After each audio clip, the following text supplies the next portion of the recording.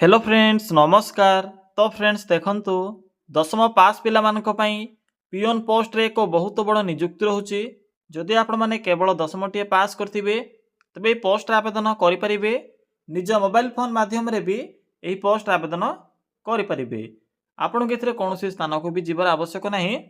म आपण के भिडियो माध्यम रे किपरि निज मोबाइल फोन रे आवेदन करिबे आवेदन करिवार फुल प्रोसेस टी जणाई देबी। पिला माने जदि आपणकर मिनिमम बयस 18 वर्ष हो जाउथिबो तेबे पियन पोस्ट आवेदन करि परिबे। ओडिसा भितरे पोस्टिंग रहउची। तो चलंतु देखि नेबा जे हरा फुल नोटिफिकेशन टी कोन रहिबो। फ्रेंड्स एई भोली नुआ नुआ सरकारी जॉब रो न्यूज़ पाइबा पई चैनल टी को सब्सक्राइब करी वीडियो टी को भी गोटिया लाइक करि नियंतु।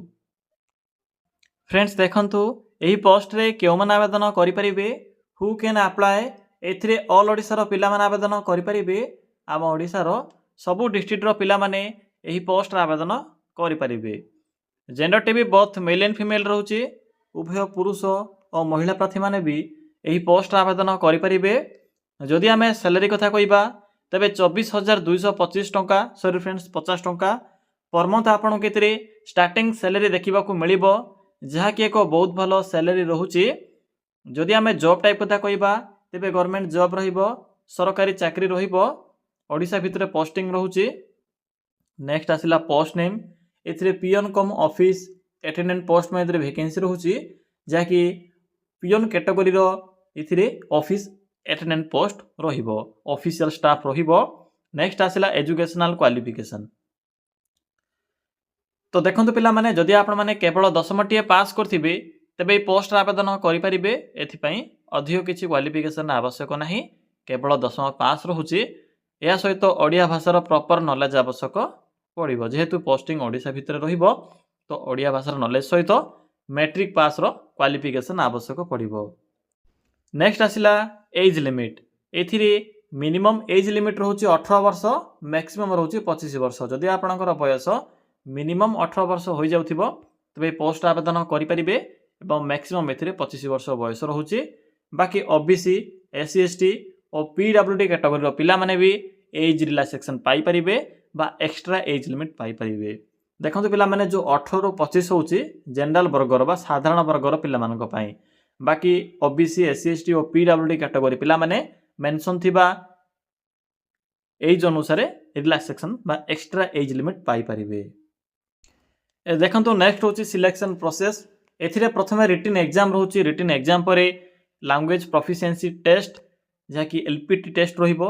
एथिरे ओडिया भाषार टेस्ट रहिबो। एहा परे डीवी बा डॉक्यूमेंट वेरिफिकेशन रहिबो। तो फ्रेंड्स एही सब प्रोसेस द्वारा आपण माने एथिरे सिलेक्शन पाई परिबे। सीबीटी मोड रे एग्जाम रहिबो। केते मार्क रे एग्जाम रहउची, कोन सब सिलेबस बा टॉपिक रहउची, सब इन्फॉर्मेशन म आपन को जणाइबी। देखंतु एलपीटी बा लैंग्वेज प्रोफिशिएंसी टेस्ट जहा कि सहज रहउची, सेमानक पई कष्ट रहइबो जो माने कि इंग्लिश मीडियम रे पढी थिबे। ओडिया भाषार टेस्ट रहिबो।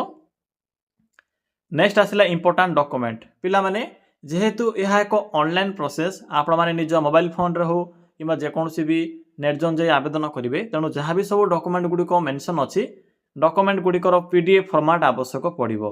जेपर कि आपनकर ऑल क्वालिफिकेशन रो सर्टिफिकेट एवं तार मार्कशीट, फोटो, कास्ट सर्टिफिकेट, आधार कार्ड रे सॉरी फ्रेंड्स आईडी प्रूफ रे आधार कार्ड एवं रेसिडेंट सर्टिफिकेट जहा कि डोमिसाइल सर्टिफिकेट। या कोनोसी मैंडेटरी नाही, जदि थिबो तो ऑप्शनल रे आपण माने अपलोड करि परिबे। तो फ्रेंड्स एही सब डॉक्यूमेंट गुडी को आवश्यक पड़िबो जेते बेले आपण माने इथिरे आवेदन करिवे। नेक्स्ट आसिला अप्लाई रो मोड बा एप्लीकेशन मोड। एथिरे ऑनलाइन प्रोसेस रहउची। आपण माने निज मोबाइल फोन माध्यम रे पोस्ट आवेदन करि परिबे। ए देखंतु डेट भी तो स्टार्ट होई सारी छि, ऑलरेडी अनाउंस होई सारी छि। तो चलंतु आउ डेरी न करी आलोचना करिबा जे आपण माने किपर इथिरे आवेदन करिवे। एथिरे आवेदन करिवार कंप्लीट इन्फॉर्मेशन म आपन केबे जणाइबी। फ्रेंड्स अप्लाई करिवा पई सिंपली गूगल को आसंतु।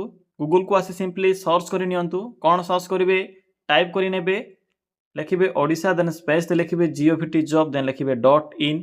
देखि परथबे पिला माने जे एठरे मो कोन टाइप करली सिंपली आपण माने एई भली लिखिबे। या पर सर्च रो ऑप्शन ऊपर क्लिक करिवे। फ्रेंड्स क्लिक कला परे पिला माने म आपन को अनेक कथाटी कहि रखुची। मु आपन को पई वीडियो डिस्क्रिप्शन रे मध्य एही साइट रो लिंक टी पिन करिछि। जेहेतु से एड शो हुए एथिपाई आपणकर टाइम वेस्ट न हो एथिपाई डायरेक्ट गूगल को आसतु गूगल को आसी मुझे जहाँ भी प्रोसेस कहूँ से प्रोसेस रे सर्च करी से जॉब इनफॉरमेशन सहित अन्य जहाँ भी जॉब इनफॉरमेशन रोचे कलेक्ट करेंगे।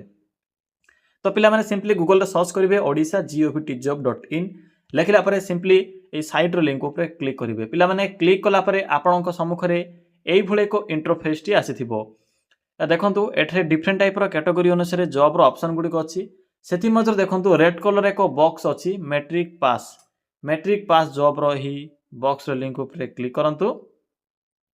क्लिक कला पर देखंतु आपणक सम्मुख रे RBI office attendant recruitment 2026 matric pass apply now एक बटन टी बा लिंक टी शो होजिवो। तो सिंपली एठरे क्लिक करंतु। क्लिक कला पर आपणक ए पोस्ट रो फुल इन्फॉर्मेशन देखिबा को मिलिबो जहा कि 4 फेब्रुआरी 2026 पर्यंत डेट रहुची। प्रथमे देखि नियंतु जे ओडिशा पई एथिरे केतोटी पोस्ट रहुची। तो देखंतु पिला माने ओडिशा पई एथिरे 36 टी पोस्ट रहिबो। बाकी आपण माने चाहिले अन्य कोनोसी ऑल ओवर इंडिया रे मध्ये आवेदन करि परिबे किंतु सेही स्टेट रे प्रचलित थिबा लोकल भाषा जहा कि हिंदी भाषा रो नॉलेज थिबो प्रोफिशिएंसी टेस्ट रे आपण माने जदि क्वालिफाई करिवे तो आवेदन करि परिबे। बाकी जदि ओडिशा भुवनेश्वर अंडर आवेदन करिवे जहा कि भुवनेश्वर सेंटर अनुसार जदि आपण माने आवेदन करूछंती तो एथिरे आपणकर एलपीटी रे ओडिया भाषा रो टेस्ट रहुची जहा कि लैंग्वेज प्रोफिशिएंसी टेस्ट। मन रखिबे टोटल एथिरे 36 टी पोस्ट होची। बाकी ऑल ओवर इंडिया पई एथिरे पाखा बाकी 1000 रे भी अधिक पोस्ट में वैकेंसी रहुची।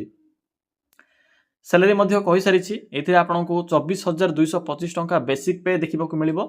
या सहित अदर अलाउंस मिसी 35000 पाखा बाकी आपनकु स्टार्टिंग सैलरी एथिरे देखिबा को मिलिबो। एग्जाम देखंतु एथिरे जो आपनकर स्टेज 1 बा सीबीटी एग्जाम रहउची 120 मार्क रे एग्जाम रहउची 120 क्वेश्चन 120 मार्क रहिबो एमसीक्यू पैटर्न रहिबो। बाकी देखंतु डेट एथिरे 15 जनवरी रु स्टार्ट होई सारिछि 4 फेब्रुआरी पर्यंत डेट टी रहिबो।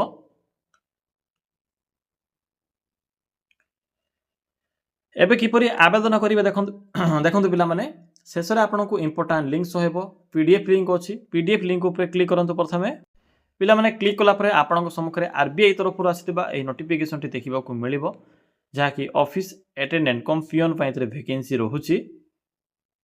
टोटाल देखि परथिबे केतोटी पोस्ट होची इथिरे सेति मधुर देखंतु आम ओडिशा पई केतोटी पोस्ट होची भुवनेश्वर रे केउ कैटेगरी पिला मानक पई जेपरि कि SC ST OBC EWS general मानक पई केतोटी पोस्ट होची टोटाल एथिरे 36 टी पोस्ट रहइबो। सब इन्फॉर्मेशन रे कलेक्ट करिवे। एबे देखंतु यार जो एग्जाम पैटर्न रहउची एग्जाम पैटर्न रो मध्ये इन्फॉर्मेशन एथिरे मेंशन करा जायछि। सिंपली टिके तलकु स्क्रॉल करिवे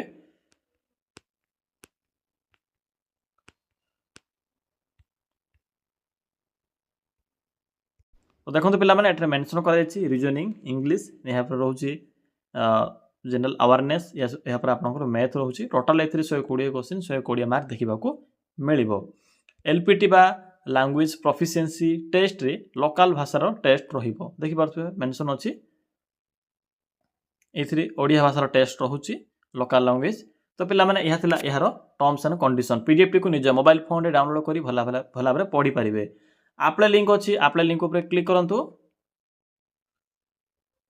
क्लिक कला पर आपनक सम्मुख रे एभली किछि शो होइथिबो एथिरे आपनकु फी मध्ये देबाकू पड़िबो एग्जामिनेशन फी। तो प्रथम आपनकु रजिस्टर करबाकू पड़िबो।